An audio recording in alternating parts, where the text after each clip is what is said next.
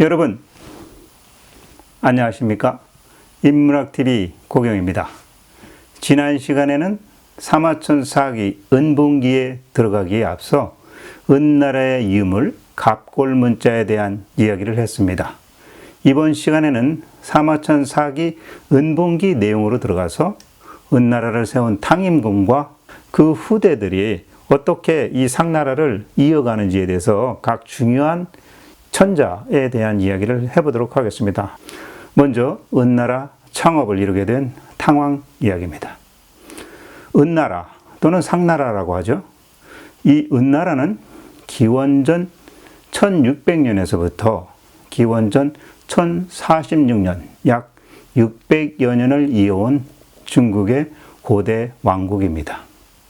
은나라는 사마천사기 역사책에 기록으로만 존재했던 역사에서 지난번 영상에서 말씀드린 바와 같이 갑골문자가 새겨진 유물이 발굴되면서 전설이 아닌 실제했던 왕조로 세상에 알려지게 되었습니다.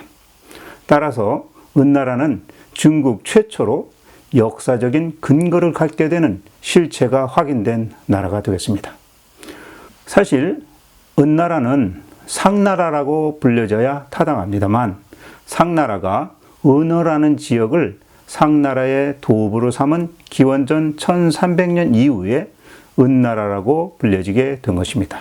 따라서 상나라, 은나라 이 둘은 같은 왕조를 의미하게 되는 겁니다.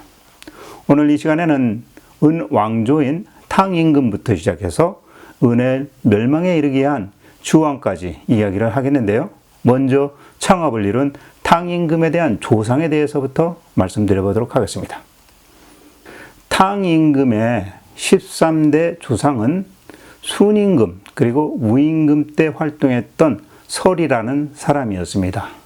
이 설은 오제 본기에 나왔던 제왕 중 제곡의 둘째 부인인 간척이라는 여자의 아들로 태어난 사람입니다.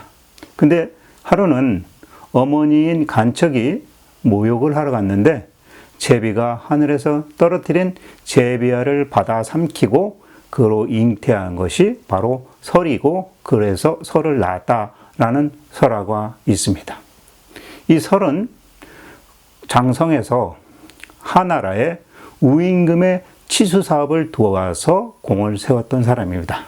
또 우임금 이전에 순임금 때에는 순임금이 설에게 사도라는 직책, 그러니까 지금으로 말하면 교육부 장관이라고 볼 수 있겠죠. 이러한 사도라는 직책을 맡겨서 백성들을 가르치고 교화하는 데 일을 할 수 있도록 했었습니다.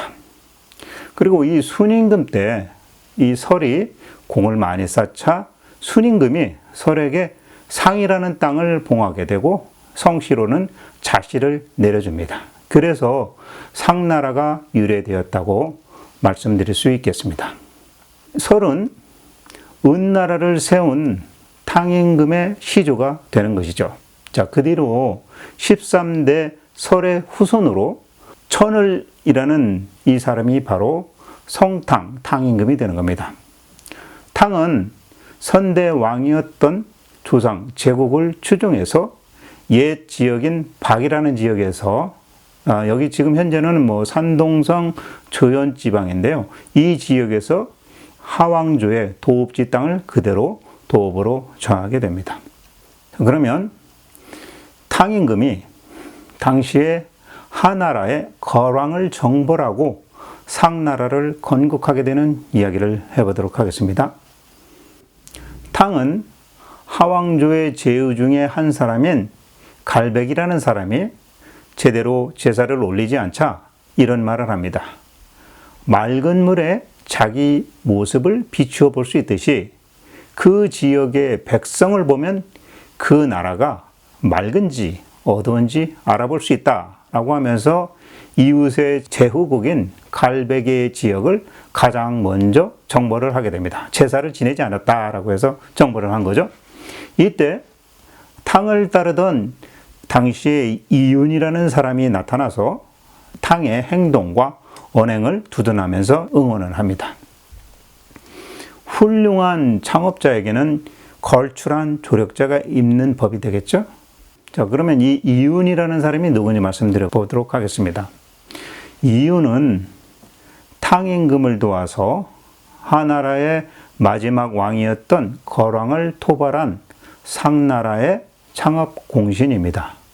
원래 탕임금의 부인이었던 유신씨가 있는데 이 유신씨가 데리고 함께 가게 된 잉신입니다. 자, 잉신이라면 예전에는 제후들의 딸이 어느 다른 집에 시집을 갈 때 그 밑에 종들 중에서 남자 종을 데리고 갔었습니다. 그래서 이때 이윤이 탕왕의 부인이 되는 사람의 몸종으로 쫓아가게 되었던 거죠. 탕임금이 이윤을 맞아들이기 위해서 어떤 사람을 보냈습니다. 그런데 5번이나 이윤이 거절한 뒤에 비로소 탕임금의 초빙을 맞아들였다라고도 전해지고 있습니다. 그러니까 우리가 훗날 삼국지에 유비가 제갈공명을 찾아갔을 때 삼고초려하듯이 그 기원의 원천은 탕임금이 이윤을 또 5번이나 찾아갔다 이런 얘기가 있는 거죠. 자, 그리고 이때 이윤은 정, 그러니까 말하자면 원형솥입니다. 그리고 조, 그래서 음식을 담는 그릇입니다. 정과 조를 메고 탕임금에게 쫓아갔습니다. 그리고 이윤은 음식의 맛을 예로 들어가면서 정치에 대해서 탕왕이 왕도를 실행해야 한다라고 이야기를 합니다. 그 뒤로 탕이 임금이 되기 전에 이윤을 발탁을 해서 이윤은 탕임금의 신하가 되어가지고 탕임금에게 군주에 대한 모습을 이야기합니다. 그래서 첫 번째는 소왕이라고 해가지고 이 소왕이라는 말은 그 스타일을 보면 왕이 덕을 갖고 존경을 받아서 추대되었음에도 왕의 자리에 오르지 않는 그러한 성인들을 우리가 이제 소왕이라고 표현했다고 합니다. 그러니까 충분한 왕의 능력을 갖고 있는데도 불구하고 겸손하게 제왕의 자리에 오르지 않는 그러한 성인 군자 이런 사람을 이야기 또 했고 또 구주에 대해서도 이야기합니다. 이 구주는 지난번에 제가 한번 말씀드렸던 것 같은데 오늘 다시 한번 말씀드리면 이 구주는 9가지의 군주의 스타일입니다. 그래서 이윤이 탕임금에게 9가지 군주 스타일에 대한 이야기를 했다고 합니다. 그래서 첫 번째로 법군 해가지고 법을 엄격하게 집행하는 군주를 법군이라 한다. 그리고 두 번째 전군 해가지고 독단적인 군주, 자기가 모든 걸 다 결정하는 그런 군주, 전군이라고 합니다. 그리고 세 번째로 수군이라 해서 다른 사람에게 자기의 전권을 이렇게 위임하는 그러한 군주, 그런 사람을 이제 수군이라고 한다라고 말씀드리고, 그 다음에 이제 노군입니다. 이러한 노군의 스타일은 자기 스스로 힘써서 천하를 위해서 열심히 노력하는 군주, 그러한 군주를 우리는 노군이다라고 말합니다. 그리고 5번째로 등군인데요. 이 등군은 논공 행상을 펼칠 때 균등하게 잘 시행해내는 그러한 군주를 우리는 등군이다라고 할 수 있겠습니다. 그리고 6번째로는 기군입니다. 이 기군은 백성들은 아주 고생을 하고 있는데 그 위에 눌러앉아가지고 교만하게 군림하는 그러한 패망을 자초하는 군주, 이러한 군주를 6번째 기군이다라고 스타일을 얘기하고 있습니다. 그리고 7번째는 파군입니다. 이 파군은 나라를 망하게 만드는 그러한 군주를 파군이다라고 표현을 하고, 8번째로 고군입니다. 이 고군은 그 성질을 굳건하게 지킬 줄은 아는데 덕을 베풀지 않는 그러한 군주를 고군이라고 한다라고 합니다. 그리고 마지막으로 9번째로 삼세사군이라고 표현하는데 아주 어린 나이에 군주에 오른 그러한 사람을 이야기한다고 합니다. 그래서 이 9명의 군주에 대한 스타일을 이윤이 탕임금에게 이야기했다는 거죠. 자, 이 이야기에 감동한 탕임금은 이윤을 등용해서 국정을 담당하게 합니다. 사실 이윤은 그 전에 탕임금을 떠나서 처음에는 하나라로 갔다가 하나라의 마지막 황제인 거랑이 아주 부패한 그런 왕임을 목격하고서 다시 박이라는 지역으로 돌아왔답니다. 이 박이라는 지역이 탕임금이 있는 지역이죠. 이 이유는 이후에 탕임금이 하나라를 멸망시키고 상나라 왕조를 세우는 데 있어서 가장 큰 공을 세웠던 사람입니다. 자, 훗날 이 이유는 탕임금의 뒤를 이은 임금에게도 보좌를 했고 계속해서 탕임금의 직계 손자인 태갑이라는 제왕이 있었는데 이 태갑을 왕으로 옹립하면서 은나라의 정치의 올바른 법도를 가르치는 그러한 역할을 하게 됩니다. 사마천 사기의 여러 곳에서 이 이윤과 탕왕에 대한 이야기가 자주 나옵니다. 그러니까 이윤, 탕왕에 대한 것은 꼭 기억을 해 주셔야 될 것 같습니다. 자, 이렇게 해서 이윤에 대한 이야기를 말씀드렸습니다. 자, 그러면 이 은나라, 상나라를 창업하게 된 탕임금이 어떤 역할을 했는지 좀 말씀을 드려보도록 하겠습니다. 탕임금이 자기가 다스리는 지역 외로 나갔는데 어느 지역에 갔는데 어떤 사람이 동서남북 사방에 그물을 치고 하늘에다 대고 날아가는 모든 새들이 전부 다 이 그물로 들어오게 해주십시오라는 기원을 하고 있습니다. 자, 이 사람을 보게 된 탕임금이 이런 말을 합니다. 아니, 이런 한꺼번에 모든 것을 다 잡으려고 하다니 라고 하면서 그 욕심에 대해서 이야기를 하는 거죠. 그리고서는 이 탕이 그 사람에게 나머지 세 면의 그물은 거두고 한 면의 그물만 남기게 한 다음에 이렇게 시킵니다.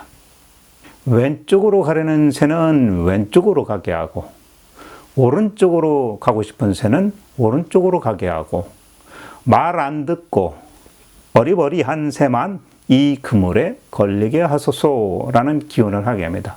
자, 당시 이 하나라의 각 지역의 제후들은 탕의 이러한 소식을 듣고서 탕이 덕이 있고 또 탕의 덕이 동물들까지 이르게 되었다라고 감탄을 하면서 이제부터 여러 지역의 제후들이 탕을 따르기 시작합니다. 자, 그래서 이 탕은 당시의 하나라의 마지막 왕이었던 거랑이 주색에 빠져 있고 또 포악한 정치를 행하니까 그 중에 한 제후이었던 고노시, 그러니까 지금 이 고노시의 지역이 지금의 허난성 복양시라고 합니다. 거기에서 이 고노시라는 사람이 반란을 일으키게 됩니다. 그러니까 이 반란을 탕이 군사를 이끌고 와서 진압을 합니다. 자, 그때 탕만 간 게 아니라 주변의 제후들을 인솔하고 또 당시에 탕의 신하였던 이은과 함께 직접 큰 도끼를 들고 고노를 정벌한 이후에 이제 하나라의 폭군인 걸왕까지 정벌하려고 하면서 군사들과 제후들이 모여있는 데에서 탕이 이렇게 얘기를 합니다. 그러니까 어찌 보면 쿠데타를 선동하는 거죠. 이렇게 얘기합니다. 탕이. 자, 여러분 모두 이리 와서 내 말 좀 들어보십시오. 내가 지금부터 감히 군사를 일으켜 반란을 꾀하려고 하는 것은 아닙니다. 오직 지금 현재 하나라의 거랑이 너무 많은 죄를 지었기 때문에 하나라 거랑을 정벌하려는 나의 마음에서 우러난 것이지 나를 원망하지 마십시오. 하늘은 나에게 죄를 많이 저지른 저 하나라의 거랑을 벌하라고 명하셨기 때문에 내가 지금 여러분들 가운데서 농사 짓느라고 바쁜 사람도 물론 있겠고 또 무슨 갑자기 전쟁이냐 하면서 또 거랑이 무슨 죄를 졌다고 그러느냐 하면서 약간 의아해하는 사람도 있겠지만 하나라의 거랑과 그 신하들은 이미 많은 죄를 지었고 백성들을 힘들게 하고 백성들의 재산을 착취하고 그 결과 하나라의 백성들이 힘들어하게 되었다. 그래서 마침내 백성들이 불만을 말하기 시작했으니 하나라의 덕이 이제 땅에 떨어졌으므로 지금 내가 나라를 정벌하고자 합니다. 그러니 당신들은 이 정벌을 내가 대신할 수 있도록 나를 도와줬으면 좋겠다 라고 하면서 나머지 제후들에게 탕이 선동을 하게 된 겁니다.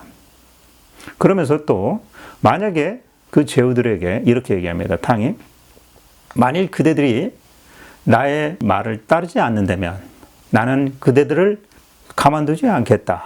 이렇게 겁도 줍니다. 위협도 한 거죠. 결국 하나라의 거왕은 상의 탕과 싸워서 패하게 되고 달아나게 됩니다.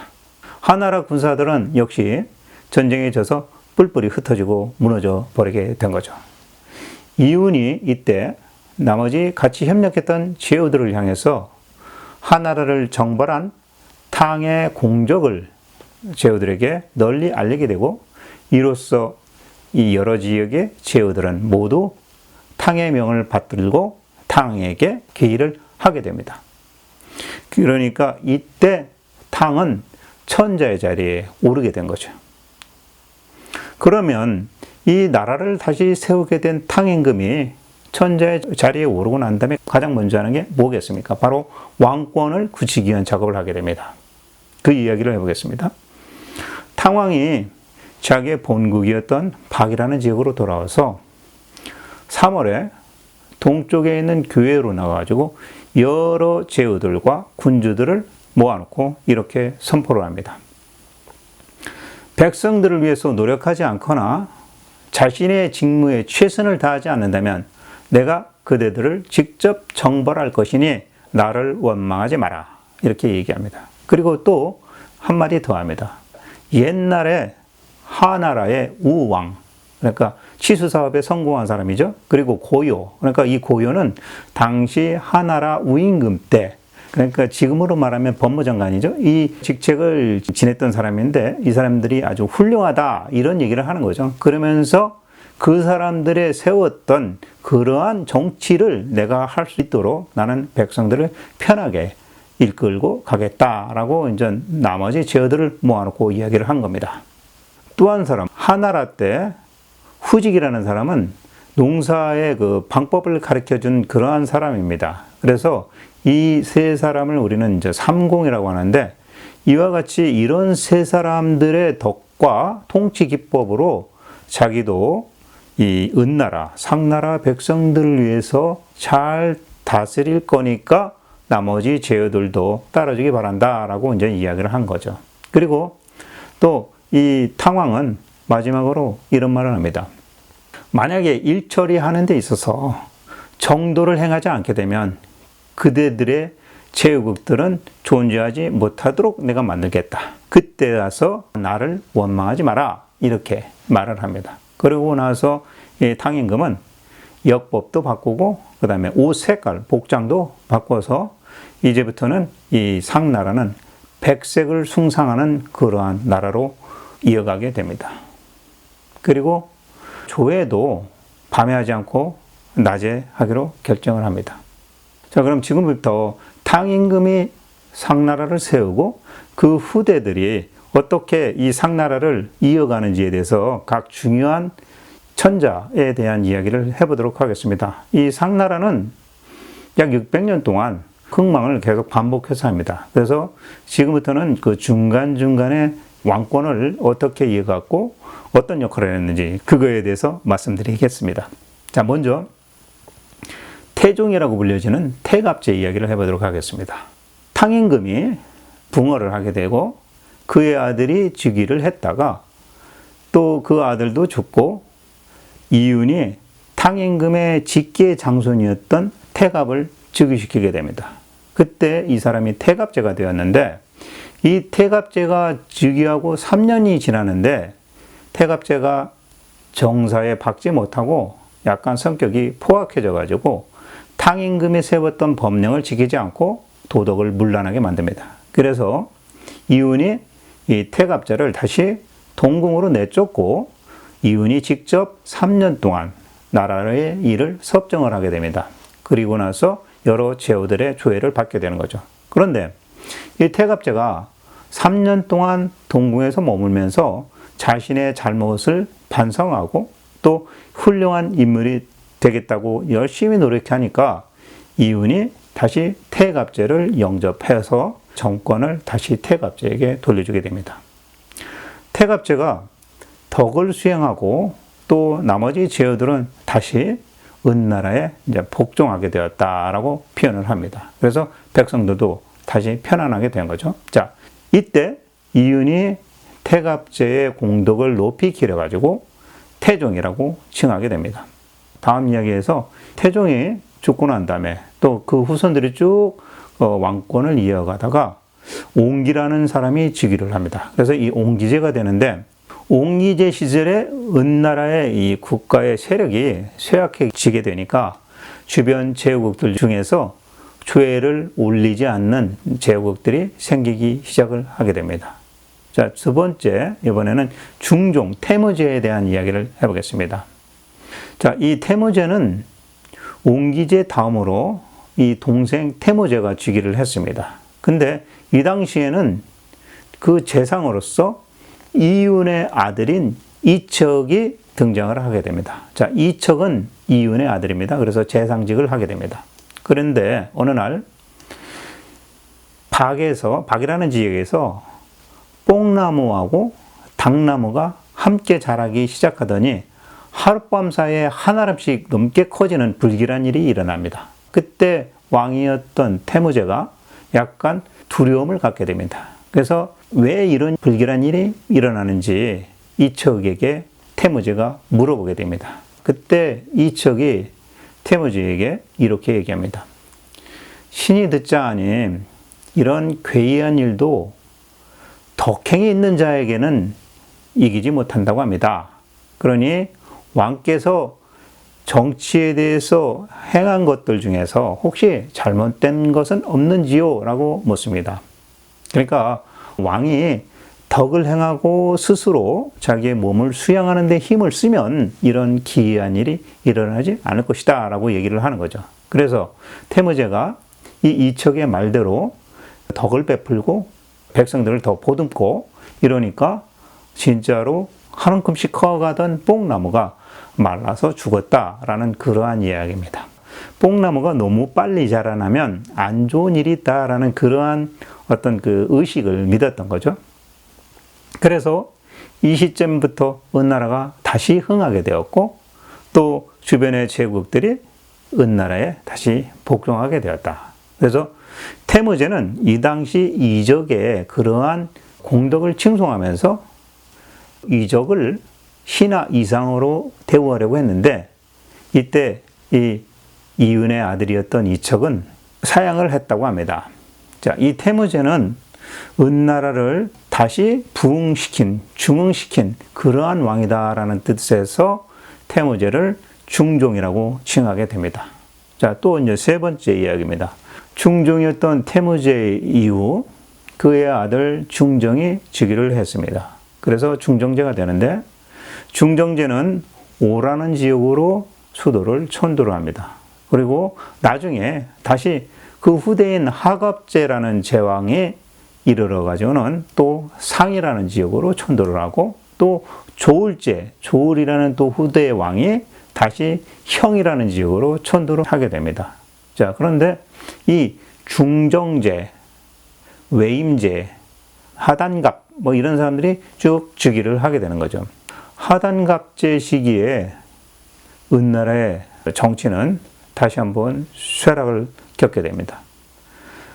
하단갑제의 아들이었던 조울이 즉위를 하게 됩니다. 조울제가 되는데 이 사람이 은왕조를 또다시 부흥시키게 됩니다. 자, 이때는 무현이 상이 되어, 그러니까 재상이 되어서 정무를 담당하게 됩니다. 그리고 조울제가 세상을 떠나고 나니까 그 후손들이 쭉 이어가다가 양갑제 때에 이르러가지고 은나라가 또다시 쇠퇴하게 됩니다. 그러니까 중정제 이후로 은나라, 상나라의 왕계보는 그러니까 적자 계승 제도를 폐지하게 되고 형이 황제에서 물러나게 되면 그 동생이 받고 동생이 받다가 또 그 이상 동생이 없으면 다시 아들로 이어가게 되는 그러한 제위 승계의 과정을 거치게 됩니다. 그러다 보니까 제위 계승 문제로 서로 많이 다투게 되었고 그러는 동안에 이 상나라는 혼란을 계속 겪게 되고 국력은 약해지게 되는 거죠. 그러니까 주변의 제후들이 상나라에 조회하러 오지 않게 되고 이렇게 되는 겁니다. 자, 그 다음에 이제 이어서 상나라의 은허 지역에 수도를 놓게 되는 반경제가 도읍을 은으로 정하고 그때부터 다시 은나라가 흥하게 됩니다. 자, 양갑제가 죽고 나서 동생이었던 반경제가 즉위를 하게 됩니다. 이 반경제가 왕위에 올랐을 때는 은나라는 이미 하북성, 허베이에 도읍을 하고 있었습니다. 자, 이때 반경제는 탕인금의 옛 도읍지에 거주하기 위해서 다시 하남으로 천도를 합니다. 그렇지만 은왕조는 이미 여러 차례, 그러니까 5번이나 천도를 하면서 정해진 어떤 확실한 거처가 없었기 때문에 은나라의 백성들은 모두 걱정을 하게 되고 원망을 하게 되고 또다시 뭐 이동하려고 막 이러니까 이제 이동을 하지 않으려고 합니다. 그러니까 반경제가 제와 여러 대신들을 타일러 가지고 박이라는 지역을 정돈해서 옛날에 탕임금의 본거지였던 박으로 이전을 하고 또 탕임금 때 이루어졌던 법령들을 시행하니까 다시 백성들이 편안하게 되고 또 은왕조는 다시 국운을 다시 찾아서 흥하게 되었다라고 기록을 합니다. 그래서 이때부터 다시 제후들이 모두 이제 조회에 입조를 하게 되고 그 다음에 이 반경제가 그렇게 성공을 이루게 된 것은 탕임금의 덕정과 그 법치를 그대로 따르기 때문이라고 얘기하고 있습니다. 자, 다음 대왕으로 고종이라 불리는 무정제 이야기입니다. 반경제가 죽고 나서 쭉 후대를 이어가다가 무정이 즉위를 했는데 이 무정제는 왕조를 부흥시키고자 노력을 했습니다. 근데 자기 자신을 보조해 줄 만한 그런 훌륭한 인물을 찾지 못하였습니다. 그러니까 무정제는 3년 동안 아무 말도 하지 않고 나라 정사는 상총제라고 하는데 최고의 신하죠. 그 사람이 스스로 결정해서 진행할 수 있도록 그렇게 맡겨놓고 자기는 기풍을 유심히 관찰만 합니다. 그런데 어느 날 이 무정제가 꿈을 꾸게 되는데 꿈속에서 성인을 만나게 됩니다. 근데 그 꿈속에서 만난 성인이 이름이 열이라고 알려지는 겁니다. 그래서 무정제는 꿈에서 깨어난 다음에 꿈에서 자기가 본 그 성인과 모습이 똑같이 생긴 사람을 관리를 시켜가지고 찾아오게 만듭니다. 자, 이때 이 관리들이 여러 지역에서 열심히 그 황제가 얘기한 사람의 닮은 꼴을 찾는데 지역이 이제 부험이라는 곳에서 이 열을 찾게 됩니다. 당시에 이 열이라는 사람은 죄를 짓고서 노예에게 끌려나가가지고 부험이라는 지역에서 길을 닦고 있었던 그런 일을 하고 있었습니다. 근데 무정제에 이 사람을 데려와서 이렇게 보여주니까 이 무정제가 바로 이 사람이 맞다라고 해가지고 그 사람하고 열이라는 사람하고 이야기를 몇 번 나눠보더니 아, 이 사람이 성인답다라고 해서 그 열을 등용해가지고 그 사람을 재상으로 삼게 됩니다. 그러니까 그 뒤로 은나라가 다시 훌륭하게 다스려졌다라고 합니다. 그래서 이 무정제는 부엄이라는 그 지역 성을 따가지고 그 사람을 부자를 넣고 뒤에 열자를 붙여서 부열이라고 불렀다고 합니다. 꿈속에서 나타난 사람이 성인 군자다. 똑같이 생긴 사람을 찾아서 데려와서 일을 시켜봤더니 과연 일을 잘해서 나라를 흥하게 만들었더라. 이런 이야기입니다. 꿈도 잘 꾸야 될 것 같습니다. 무정제는 그래서 불려지기를 고종이라고 불려집니다. 자, 그래서 이때 무정제 때 은나라가 다시 흥하게 되었죠. 근데 무정제가 상나라의 탕임금에게 제사를 올리고 그 다음 날입니다. 한 마리 꿩이 날아와서 소딴지 정의 손잡이에 앉아서 울기 시작합니다. 무정제가 이것을 보고 불길하게 여기게 됩니다. 그럴 때 신하 중에 한 사람, 족이라는 사람이 무정제에게 나가 이렇게 얘기합니다. 왕께서는 걱정하지 마시고 먼저 정사를 바르게 처리하십시오. 이렇게 얘기합니다.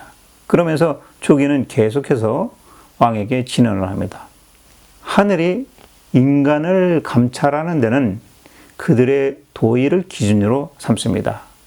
하늘이 내려준 수명에 길고 짧음은 있지만 결코 하늘이 인간을 요절시키는 경우는 없고, 또 인간의 행동 때문에 인간 스스로 자신의 수명이 단축되는 것입니다.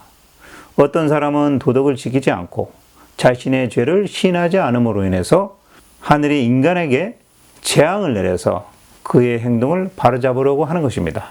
그러면 사람들은 그제야 이를 어찌하나 하고 한탄을 하게 됩니다. 임금님께서 백성을 위해서 힘껏 노력하시는 것이 하늘의 뜻을 계승하는 일이고 잘못된 방법을 신봉하지 마십시오 라고 왕에게 제안을 합니다. 자, 신하인 조기의 진언을 받아들인 무정제가 정사를 바로잡고 은덕을 베푸니까 천하의 백성들이 모두 또 즐거워하게 되고 은날의 기운이 다시 흥하게 되었다라는 얘기입니다. 자, 다음으로 이 무정제가 죽고 나서 그의 아들 조경제가 즉위하고, 무정제가 덕정을 베푼 일을 기리기 위해서 그의 임금의 이름을 고종이라고 칭했다라고 합니다. 자, 조경제 이후 후대로 쭉 가다가 무을이 즉위하게 되는데, 이때 은나라는 다시 박을 떠나서 허베이로 천도를 하게 됩니다. 이 무을제는 무도해가지고 우상을 만들고 또 도박도 하면서, 또한 가죽으로 만들어진 주머니 안에다가 피를 가득 채우고 난 다음에 하늘에 매달고 활을 쏘아서 터뜨립니다. 이를 사천이라고 하는데, 이 사천이 하늘을 활로 쏜다라는 그러한 이야기입니다. 그래서 하늘을 무시하는 그러한 임금이 된 거죠. 그래서 이 무을제는 황하의 그 위수 사이로 사냥을 나갔다가 갑자기 하늘에서 친 천둥과 벼락에 의해서 벼락을 맞고 죽었다고 합니다. 그러니까 하늘을 무시하는 자, 벼락을 맞고 죽는다. 그러니까 은나라 왕조 중에서 벼락 맞고 죽은 왕이 있던 거죠. 이때 이후로 은왕조는 다시 더욱 쇠퇴해져 갑니다. 지금까지 사마천 4기 은본기에 대한 이야기를 여러분들에게 말씀드려 봤습니다.